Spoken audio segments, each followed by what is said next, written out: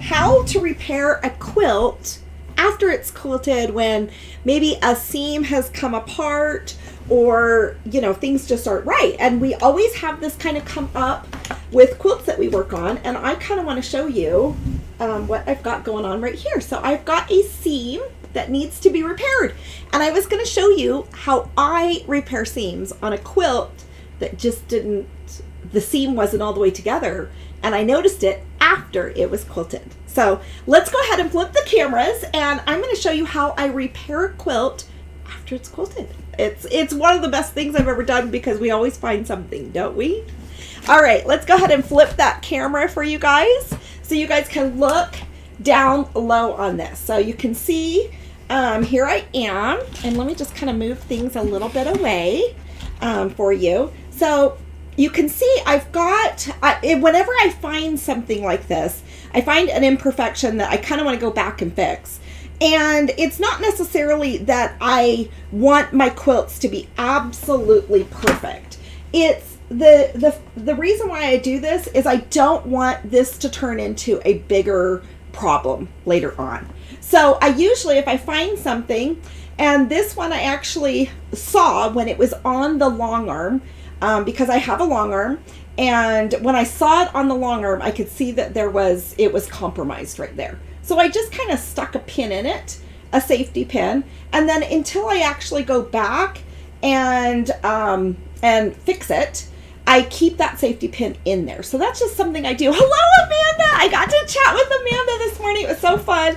And I know I'm trying to get a hold of Linda too. So I'm trying to return her phone call, and I didn't get to do that yet today. So anyways, I wanted to show you guys, I get these little bags on Amazon, and this one I like because it's a little bit secure, because it has, I wanted to show you guys how I keep some of my hand quilting things or things that I have.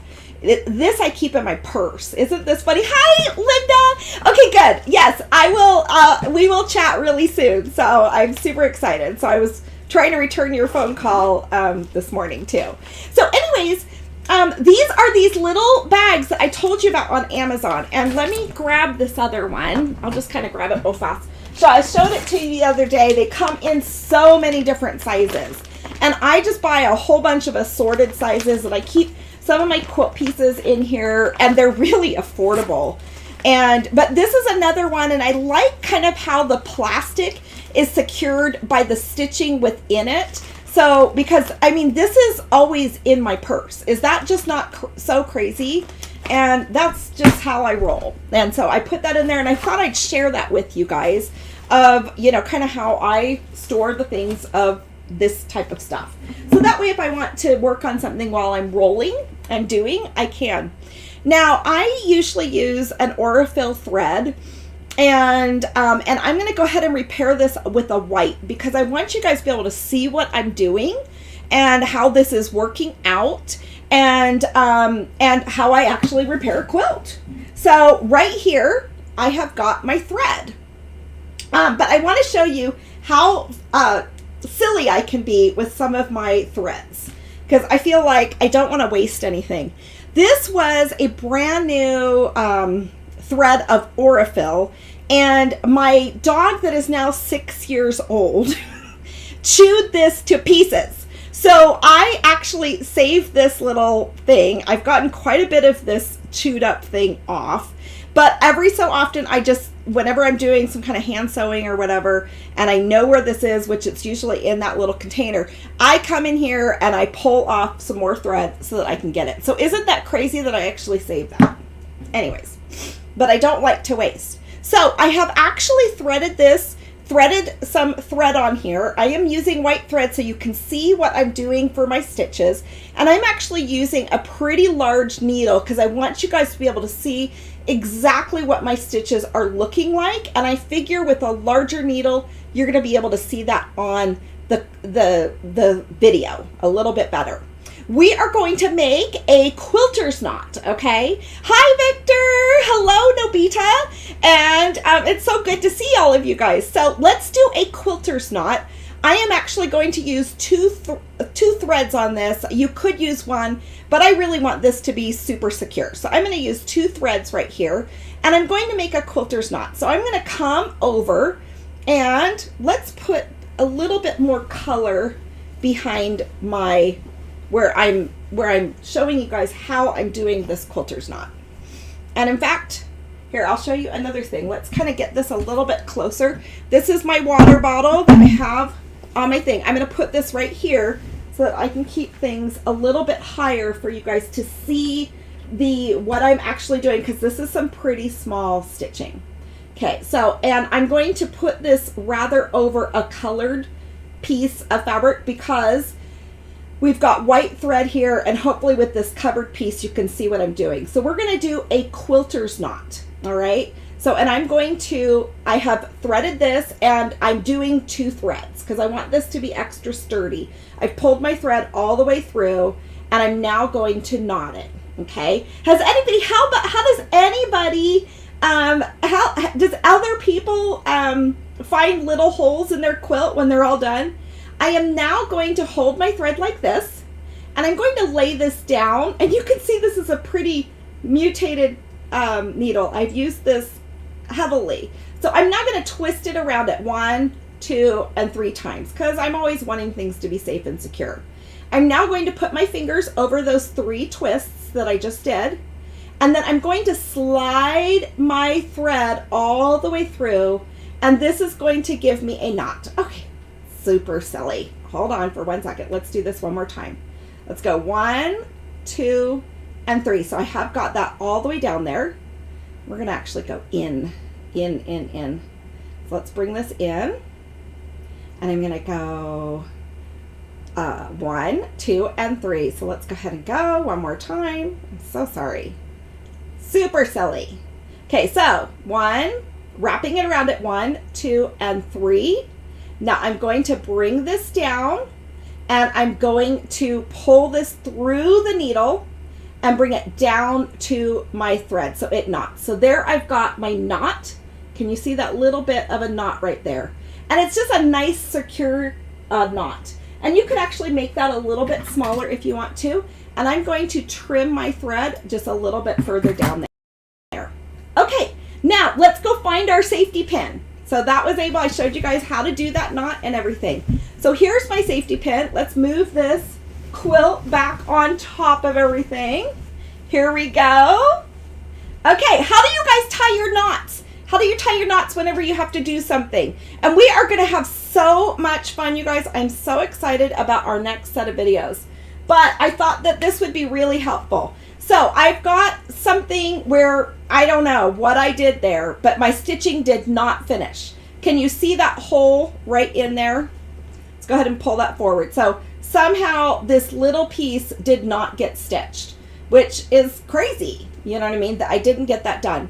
I am actually going to pull this back, and I am going to embed my knot further in to the quilt.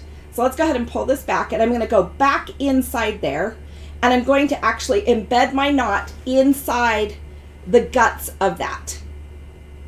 And I don't know quite what I did, but I did something, and that's okay. So let's go ahead and go further back in here. And remember, I've got a pretty big needle, and I'm going to bring this through. What kind of needles do you guys like to use? What kind of threads do you guys like to use? And so what I'm going to do is I'm pulling that through, and now I'm going to just give it an extra little tug because I'm going to hide and embed my knot inside the quilt. Okay, so I just gave it a little bit of a tug.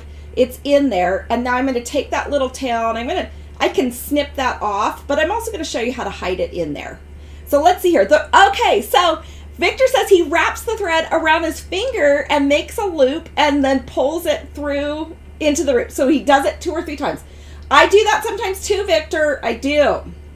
Okay, so now I've got my little pole right up here where this extra space is here. Okay, now I'm going to go exactly down where my thread came up. I need my reading glasses. Hold on for a second. Here's my reading glasses. Let me put these on. Okay, so I'm going exactly down where that thread just came up. And I'm going to go right down exactly where that is. And then I'm going to travel underneath the fabric, and I'm going to push this through. And I'm going to give myself just a little bit of a skip of some thread there. So you can see that you really hardly can tell where that actually came through. And I do have an extra little thread poking up in there. Sure everything is just underneath all of my stuff. Okay, here we go. So now I'm going to go exactly down where my thread came up. I use this stitch all the time. This is actually what I use as my binding stitch. And I should have a thimble on, especially with this thick needle. Okay, this is so awkward with the thick needle. I just thought it would be better for you guys to see. Now, once again, do you see how those stitches are pretty much hidden? I'm going exactly down where that came up. So, and I do have different layers I'm going through here. And so I've got to go through that seam, and it's a little awkward. It feels slightly uncomfortable. And I'm going to slip those little threads inside there. But I have been quilting for a long time, and we use the quilts I make. I don't make quilts. Well, I do sometimes make quilts that are just for decorative reasons. But a lot of these quilts, and let me tell you, my oldest son is 28. So we have used and abused quilts, and I do have quilts where some stitching has come undone. And this is the type of thing that I will do to repair a quilt. So you can see, once again, you can hardly see those stitches coming through. It looks, it looks just as if it was seamed. And then I'm going to once again bring this through. So I hope that this kind of helps. This is a super thick needle. I should put on a thimble. Okay, so Linda says she mainly uses polyester thread and a short needle. I love his hand stitching too. Okay, I am going to now hello Nadia, it's so good. It's so good to see you. I am now going to knot this thread, okay, right here. So when I bring this back up, I'm going to bring it back up almost in the exact same spot. And I'm going to knot this before I pull it through. I'm going to make that pretty even. So you can see I've got that little hoop over here. I'm going to knot this right here. Okay, so I just have a little bit of a stitched knot there. And now I'm going to go back down in. I'm going to go back down in. I'm going to travel through the fibers of my quilt. So I'm not going to go back to the back of the quilt, but I'm going to kind of try to thread this thread through some of the batting fibers, because it will stick in the batting fibers a little bit better. Okay, so I'm going to just kind of weave it around, pull it back up over here. So let's go ahead and give it a little bit of a tug. And I'm going to knot this through. And this I mainly do, I'm going to knot this right here. Pull this back up. I did a couple windings there. Pull this back up through. You can see I've got a small knot. Oop, I have a little hook in there, but that's okay. I don't know, somehow part of my knot went over there. Okay, we're now going to trim this. All right, I'm going to trim this through, and I am going to pull my thread back right over here. I'm going to pull this through so that knot is embedded into my fabric. All right, so we're going to just kind of pull this back just slightly. And we're going to embed our knot into the fabric right there. And I really kind of made a pretty big knot, especially with that extra loopy. Okay, so I put that back in there. I am now going to just trim that ever so slightly. And then I'm going to give it a little scratch. And you can see it went back in that little hole. Scratch it and just kind of embed it in there so it's the knot is completely in there. So you can see I now have this closed. So you can definitely still repair a quilt even though when you quilted it, you thought it was all perfect, but invariably we always find something, or we have some type of thing that's happened to the quilt and something has come apart. Okay, let's go ahead and flip this back to the camera. How do you guys mend your quilts? Let's go ahead and flip this back around. I just wanted to go ahead and show you with some of those little hand techniques how tiny I made those stitches. so that you can't really tell that was actually worked on. In fact, I don't even remember where I worked on it. But you really wouldn't be able to tell where I worked on and mended that quilt right there. And you can see it was a little awkward with my super large needle that I used, but I wanted you guys to be able to see a little bit more closely of how I did that. Yes, I need a thimble. I need to grab out my thimbles, and I'm surprised I don't have one in here, because I will use this when I'm wanting to bind a quilt. I will take my little bag with me. I'll carry quilts around with me and do that. So this is how I carry around my small supplies.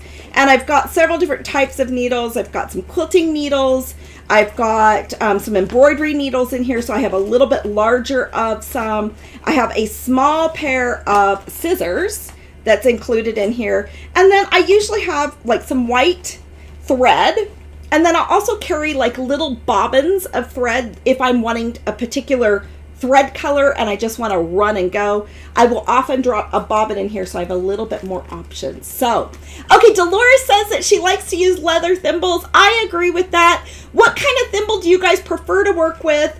There are rubber ones. There are the little thimble patches. There are some leather ones. There's all sorts of kind of needles and things out there, but I wanted to share with you, we are going to be doing some hand quilting with the Live Well Live Strong. That is the 24 by 24 inch teeny tiny quilt. This is the Live Well Live Strong with the negative space around it with just the ombre tones of the coral shades here. So what do you carry in your little bag? Okay, let's see here what else I have in here. I actually have a few other little things. I've got the scissors. I have a couple embroidery flosses that I might be working on with my project. For some reason, I don't know why I have a measuring tape.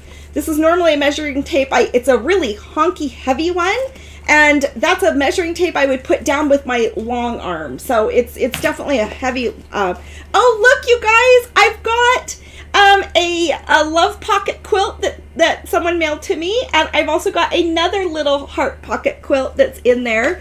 I've got some safety pins in there, and so Dolores says she has all of her supplies in a cookie tin and some cookies that we got for Christmas. That is absolutely perfect.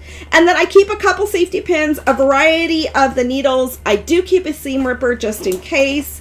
And I keep embroidery floss in here because I might want to do some embroidering with something or a small project or whatever else. So that's kind of what I keep in my little bag. Isn't that silly? And I've got some gray thread. I've got gray, white, black, and cream are my colors. I just keep handy.